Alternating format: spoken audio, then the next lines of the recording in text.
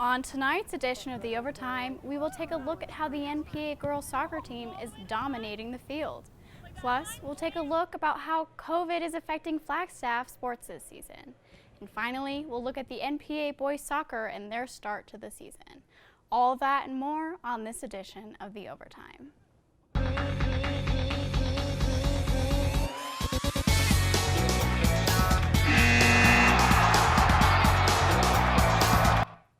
Thank you for joining us and welcome to this edition of The Overtime, Northern Arizona's only sports show.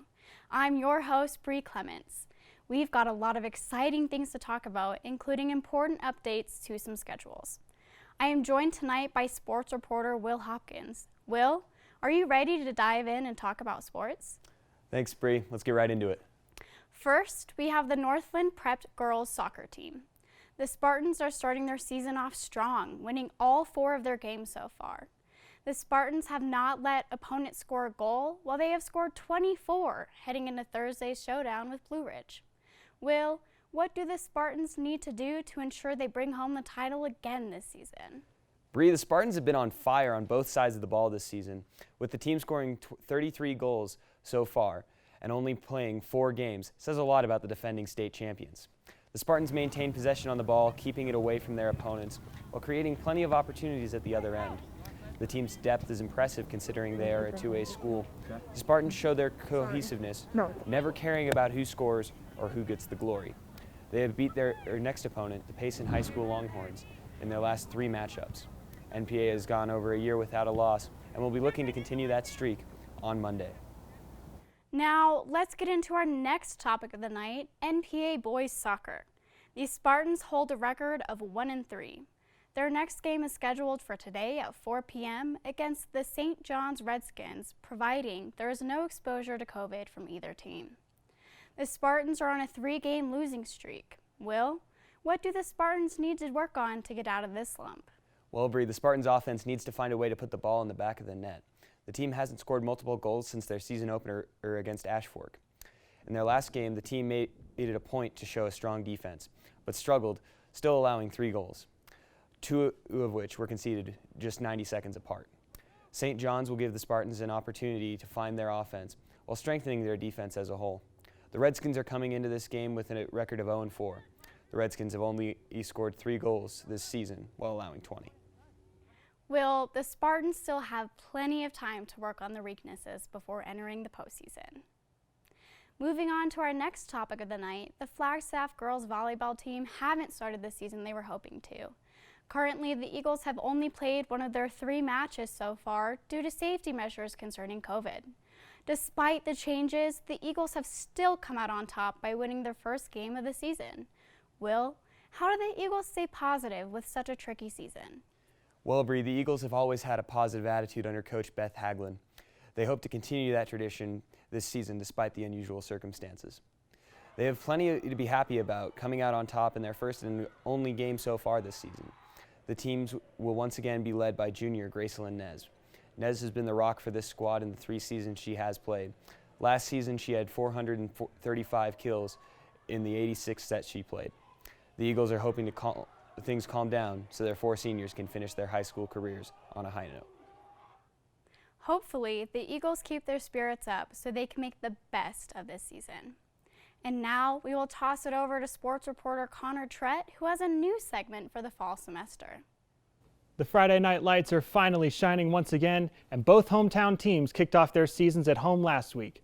Flagstaff took on the Mingus Marauders, and Coconino battled the Marcos Deniza Padres. These games could not have been any more different. One was a defensive slugfest, the other an offensive shootout. We've got something for everyone here tonight, so let's check out these highlights from last week's games. The Flagstaff Eagles squaring off with the Mingus Marauders in their home opener. The Eagles looking to notch just their 2nd win against Mingus since 2013. On the Eagles' first drive, they decide to roll the dice on 4th down. Morgan Bewley takes the snap. He runs to the sideline and picks up the 1st down with his legs. Then it was Bewley using his arm. He finds Jace Wetzel out on a screen. He picks up a block and zigs and zags his way inside the 20-yard line for a 22-yard gain and another Eagles 1st down. Later in the quarter, Eagles driving again after Mingus fumble. Bewley looks to the air, but the pass ends up in the wrong hands. Brendan Hillman picks it off for the Marauders. and the teams head into the half tied 0-0. Into the third quarter now, Bewley looks over the middle and finds his tight end Nick Morrow. That's a grown man. He takes it inside the 30-yard line, and that sets up this play. Bewley calls his own number on the QB keeper. He jukes a defender and finds pay dirt. Eagles will go up 7-0 halfway into the third quarter. Mingus would have one last chance to tie it up. With less than a minute to go, they face a 4th and inches. Zachary Harrison hands it off to Markensley Similian, and he's met at the line by the Eagles defense. The referees would need to bring out the chains, and Mingus is marked just short, and that is your ball game. The Flagstaff Eagles defeat the Mingus Marauders by a final score of 7-0. We feel really good because, no scrimmage, no real contact for practice. This was basically our first real anything to do with football, so I'm real proud of our kids. But Flagstaff wasn't the only team with their home opener last week. Less than 2 hours later, Coconino kicked off their season against the Marcos Deniza Padres. Both teams looking to start the season off 1-0 after playoff runs last year. On the Padres' first drive of the second quarter, Antonio Hernandez hands it off to Jaden Calderon. He slips a tackle, bounces to the outside, and he finds the end zone for the first score of the game. Padres would lead at 6-0 after their extra point gets blocked. Padres driving again after Coconino returned to kickoff for a touchdown. Antonio Hernandez looks over the middle. He fires and finds Nico Updike, and he cruises the rest of the way. 65 yards on the pitch and catch. The Padres retake the lead 14-8. Then it was Coconino's turn. Ryan Seary looking for the long ball. He goes upstairs, and Manuel Cordoza makes the catch, and he is gone. 75 yards, and just like that, it's 15-14 Panthers. Panthers driving late in the fourth quarter, trailing 22-15. Ryan Seary looks out in the flat and finds his tight end Tyson Fusel. He's down the sideline. Get off me!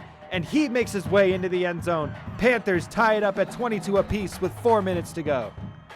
This game heads to overtime. Panthers get the ball first. Zach Bennett takes the pitch. He jukes a defender and dives for the end zone. Panthers take the lead 29-22. The Padres looking to answer back. Jacob Eric gets the handoff and bounces to the outside. He's in for the touchdown. That makes it 29-28 Panthers. But the Padres wanted to end it right here. Eric gets the handoff again, but the Panthers defense holds. Coconino wins it in a barn burner, 29-28 in overtime. It was such a battle. I have to compliment Marcos Deniza. They fought just as hard. And at the end of this thing, what a great game to watch and be a part of. So I'm super excited about the win. Both the Panthers and the Eagles start their season off 1-0, and both teams will be on the road the next 2 weeks. But in the last 4 weeks of the season, we'll be back right here with more Friday night highlights from both teams for the second half of their season. But until then, for the overtime, I'm Connor Trett. Back to you at the desk. Thanks to Connor Trett for the great package. Both teams have away games this Friday. Coconino plays against the 0-1 Prescott Badgers, while the Eagles will face off against the Mojave Thunderbirds. Good luck to the Eagles and Panthers on the road this weekend. Yes, Will. Let's wish the teams a lot of success. Stay with us because we have the inside scoop on the Coconino Panthers overtime win. Coming up, we'll look deeper into how Coconino football performed in their first game of the season with a dramatic finish. Stay with us.